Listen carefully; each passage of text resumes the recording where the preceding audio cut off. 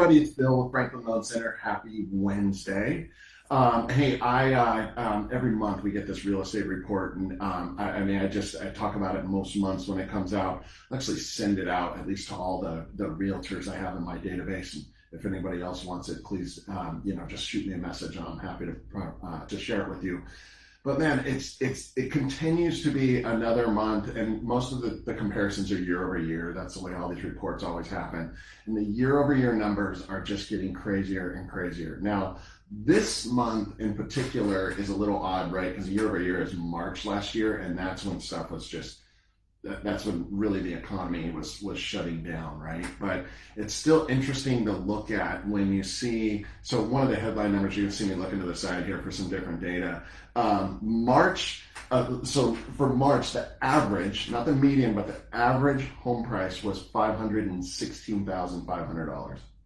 And that's the whole Temecula, greater Temecula Murrieta area, includes some other areas. So that was the average price. Now that number, remember, all these averages can always be a little wonky because if more higher end homes sell, then that just sort of disproportionately pulls those numbers up. But it's just crazy to see. That's an 18.5% increase versus last year, right? So you can't just totally discount that. My understanding is actual appreciation is probably more in the 12 to 14% range.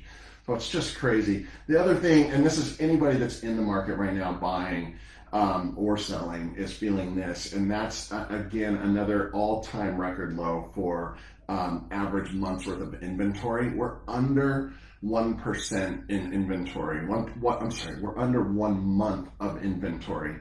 Keep in mind, 4 to 6 months is sort of equilibrium, right? So we're under 1 month. So everything's selling like crazy, and then what that leads to is another thing. We've sold for an average of 2%. Just look at all the houses. They've sold for an average of 2% over the asking price, or the list price of the house. So it just continues to be a market that's just going crazy. One thing that always jumps out at me is the one headline that we always hear is how there's no inventory, there's no inventory, there's no inventory, and that's obviously a problem. I mean, just the months of inventory that we have is very, very low. But it's really important to point out that isn't due to a lack of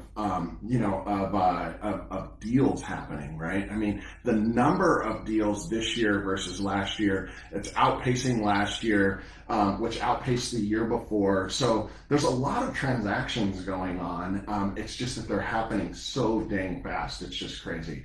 So I'm going to, like I said, I will forward this report out to, for sure, my realtor database. And then if anybody else wants to see it, that'll go out tomorrow, by the way. If anybody else wants it, please don't hesitate to reach out to me and let me know. I'll get you the full report. But it's just, everything just continues to just hum along. And the crazy thing is what's going to be the catalyst that slows this down, right? What's going to happen? There's some conversations to be had around that.